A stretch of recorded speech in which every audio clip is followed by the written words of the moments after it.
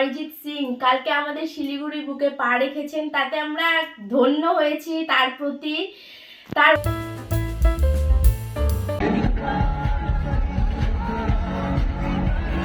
কিন্তু তার উপস্থিতি গোটা শিলিগুড়িবাসী তথা উত্তরবঙ্গবাসী আমরা সবাই অনুভব করেছি।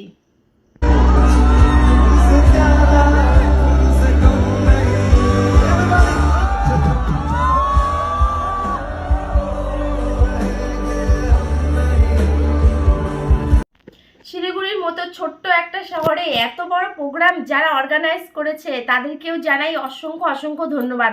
তাদের জন্যই আজকে আমাদের শিলিগুড়িতে আমাদের গুরুদেব অরিজিৎ সিং এর পদধূলি পড়েছে। সত্যি আমরা অসংখ্য ধন্যবাদ তাদেরকে জানাই।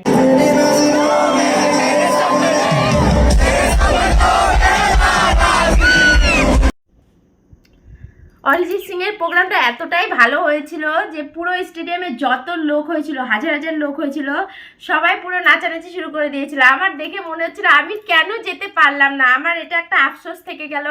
বাড়ি থেকে আমি কি বলবো, মিস করছিলাম পুরো প্রোগ্রামটাকে।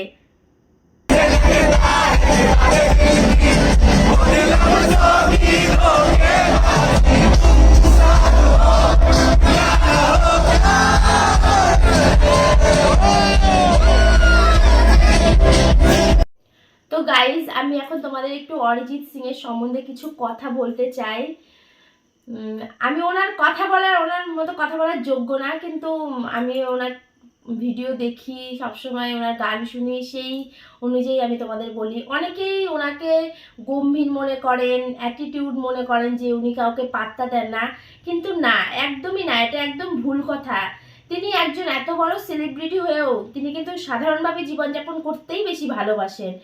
কেন কি, তাকে কখনো সাইকেলে চেপে রাস্তায় দেখা যায়, কখনো বা স্কুটি করে রাস্তায় দেখা যায়, এমনকি কখনো কখনো সে সাধারণ মানুষজনের মতো তার বাচ্চাকে নিয়ে স্কুলে দিয়ে আসে, নিয়ে আসে, এরকমও দেখা যায়। এমনকি তাকে বাজার ঘাটেও দেখা যায়। কিন্তু মানে তিনি সম্পূর্ণই যে আমাদের মতো সাধারণ মানুষের মতোই কিন্তু জীবনযাপন করে।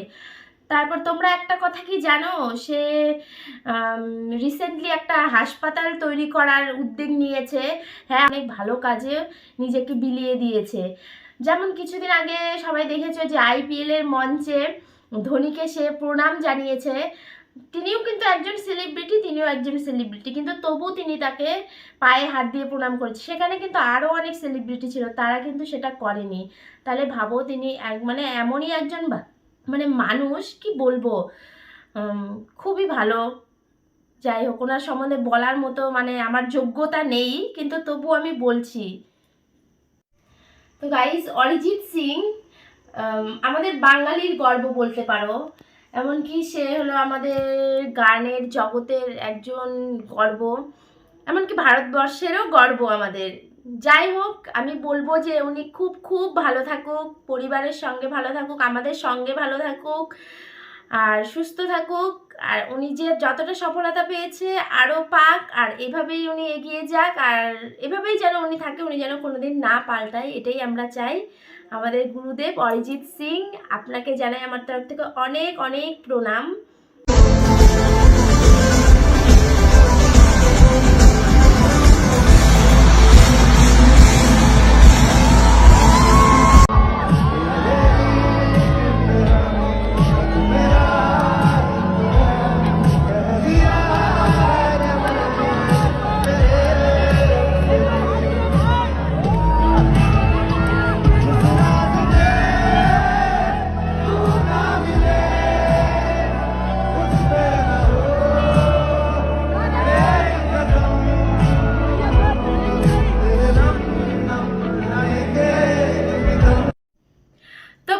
ভিডিওটা তোমাদের কাছে কেমন লাগলো অবশ্যই কিন্তু কমেন্ট বক্সে জানাবে।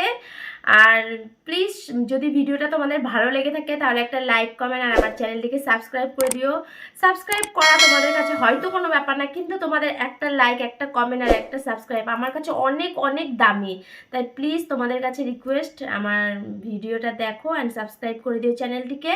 আজকের মতো এখানেই টাটা।